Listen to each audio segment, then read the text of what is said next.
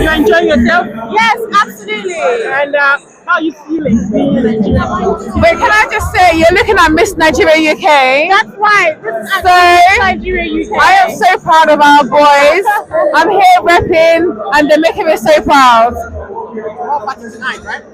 Yeah. All party tonight. Well, For Nigeria jollof. Nigeria all the way. If we win tonight, when Nigeria wins tonight, the debate is done. Nigeria jollof wins all the time. All the time.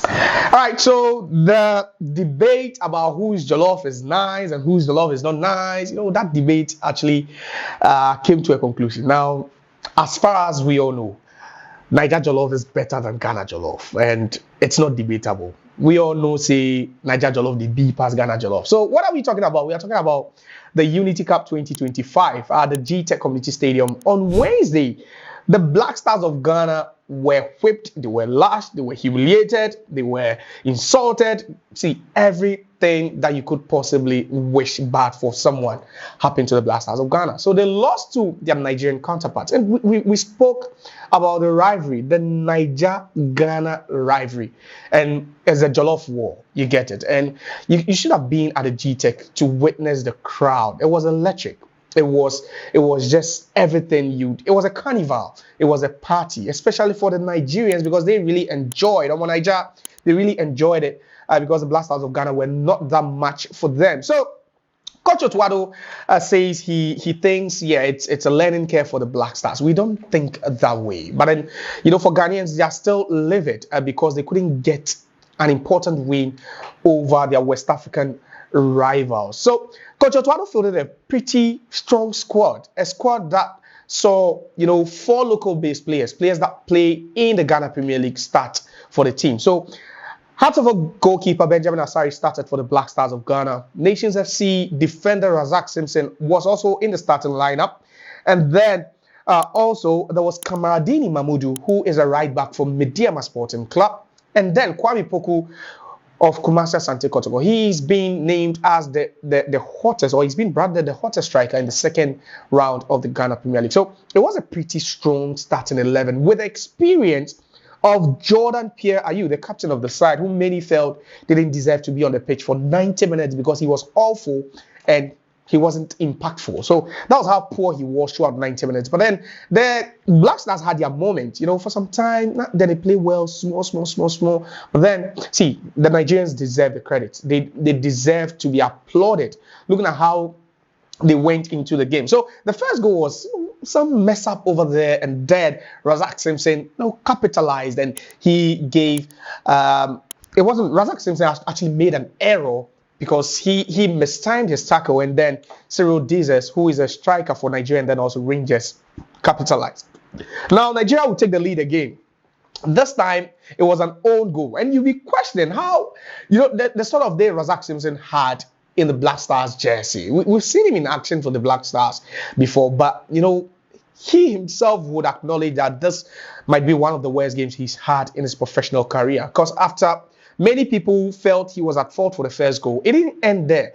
Now he actually gave away the second goal again, because after that free kick was taken, the header came off Razak Simpson, and there was very little Benjamin Asari could have done about it. So 2-0 to the Super Eagles. Into halftime, they were back. A couple of changes from the head coach of the Black Stars, Coach Otwado, and then a very good counter-attacking move, Ebenezer Annan assisting Brandon Thomas Asante to get one back for the Black Stars. Now, that was where, everything just came back to life, and you could feel the tension, and you could feel that despite the fact that it was a friendly game, there was nothing friendly about the game, because both teams were going at each other, and the Ghanaians were thinking that we can't even at least equalize, because the Unity Cup was a cup game. It was a semi-final game, so definitely, even if the Black Stars had drawn, then there would have been a penalty shootout to decide who joins Jamaica for in the grand finale for the title. Unfortunately, Ghana must go. That was what the Nigerians were saying. So Ghanaians also packed, and they just couldn't qualify to the grand finale. But then there were quite some positives for the Black Stars. For me, it was Brandon Thomas Asante who got off the mark for the Black Stars of Ghana. So this chap plays for Coventry under Frank Lampard in the Championship. They made it to the playoff round. They nearly made it to Wembley for a place in the Premier League next season. Unfortunately, it didn't happen. But then he was quite decent after coming on. And he spoke quite a lot after the game. He spoke about the fact that he was pleased to get his goal, despite the fact that the Black Stars couldn't win it. But then he feels, that's just the beginning of many more goals he could score for the Black Stars of Ghana. But then not just him, Benjamin Asare was quite decent. But then another player I felt could have done better was Razak Simpson. So Razak Simpson is one of the best defenders in the Ghana Premier League.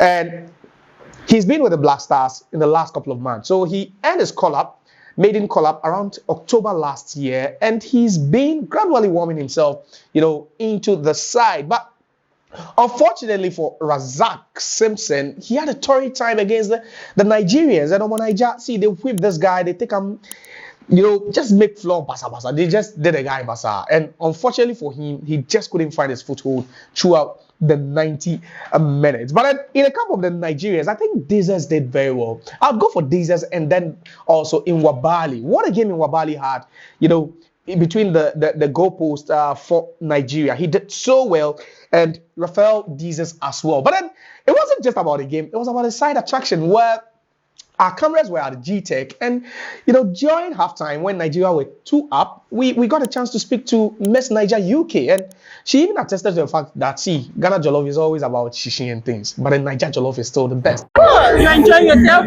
Yes, absolutely. And how are you feeling being in Nigeria? Wait, can I just say, you're looking at Miss Nigeria UK? That's right. This is So, Nigeria UK. I am so proud of our boys. I'm here repping, and they're making me so proud. All party tonight, right? Yeah. All party tonight. Well, For Nigeria Jollof. Nigeria all the way. If we win tonight, when Nigeria wins tonight, the debate is done. Nigeria Jollof wins all the time.